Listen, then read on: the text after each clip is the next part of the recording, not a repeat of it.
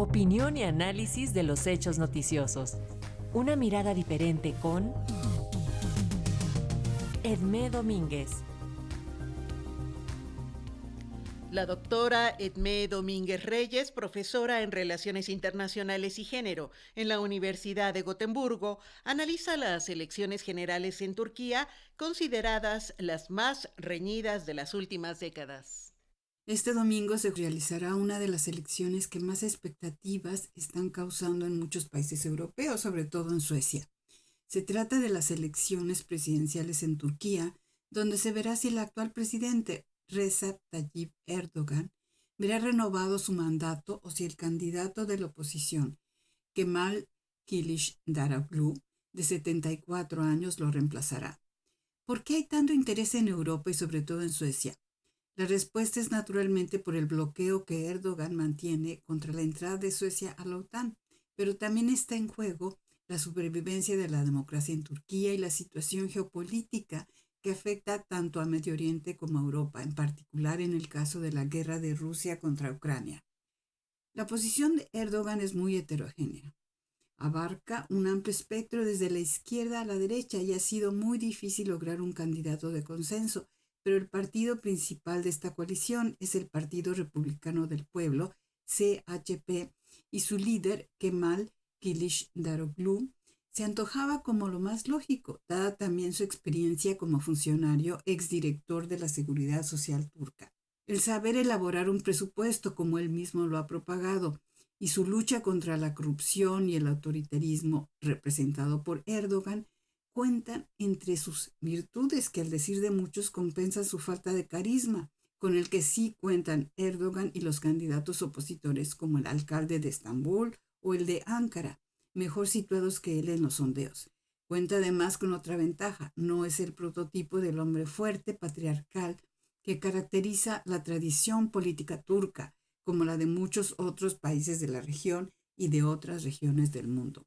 La tradición del hombre fuerte tiene que ver con la historia del Imperio Otomano y sus muchos príncipes y sultanes, pero sobre todo con el patriarca fundador de la República Turca, Mustafa Kemal Atatürk, presidente entre 1923 y 1938. Sus muchas reformas pretendían convertir a Turquía en un estado moderno, secular, industrializado, nacionalista, lo que se conocería como kemalismo, que ha sobrevivido como la ambición de modernidad, Estado fuerte y nacionalismo. Una de las estrategias de los diferentes gobiernos turcos para alcanzar la modernidad ha sido el acercamiento a Europa, el ser miembro de la Unión Europea.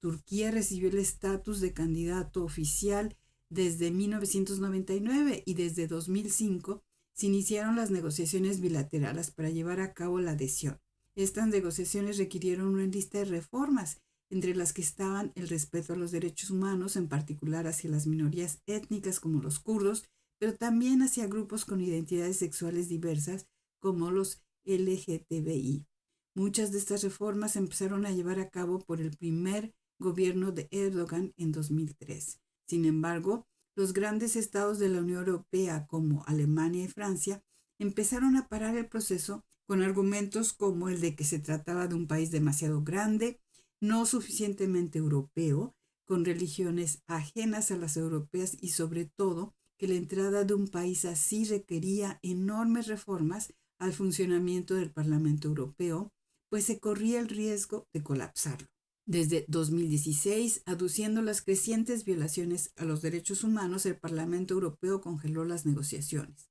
Lo que sí se aprobó fue convertir a Turquía en la barrera de entrada a la Unión Europea debido a la masiva llegada de refugiados sirios, pero también asiáticos a partir de 2015 a raíz de la guerra en Siria. Turquía recibió 6 billones de euros por parar estos flujos migrantes, pero se tuvo que hacer cargo de entre 3 y 4 millones de refugiados sirios, mismos que la coalición de oposición a Erdogan quiere repatriar. Otro tema de la campaña es el giro total al conservadurismo por parte de la coalición que representa a Erdogan, quien ha traído a los elementos más duros y conservadores del islamismo. Esto rompe con algunos de los principios del kemalismo que pretendía incorporar a las mujeres a la sociedad moderna, Ya Turquía desde hace 2 años abandonó el Tratado de Estambul, que condena la violencia de género, y ahora la coalición gubernamental pretende modificar la legislación turca contra la violencia doméstica, frenar el apoyo económico a las mujeres divorciadas por parte de sus excónyuges y restringir o de plano prohibir las organizaciones LGTBI. Y aunque hay una infinidad de grupos de apoyo a las mujeres, el conservadurismo es aún muy fuerte en Turquía, como lo demostraron los comicios de 2018, cuando el 65% de los electores votaron en este sentido. Pero Turquía es un país de contrastes, y al mismo tiempo que se da este conservadurismo, mucha gente recuerda con nostalgia los días de Gezi en 2013, cuando movimientos de protesta ocuparon un parque que el gobierno quería destruir y establecieron una verdadera comuna, con expresiones de democracia directa, intercambio de bienes y conocimientos, lazos de solidaridad, una utopía en medio de Estambul. El que después de eso haya venido más represión hacia las organizaciones de la sociedad civil, sobre todo a raíz del golpe militar de 2016, más autoritarismo y más desmantelamiento de instituciones democráticas, no es una casualidad. Este domingo se juega no solo la entrada de Suecia a la OTAN, sino la supervivencia de una democracia creada hace 100 años, cuya salvación o naufragio afectan tanto a Europa como a Medio Oriente. Para Radio Educación desde Suecia les habló Edmé Domínguez Reyes.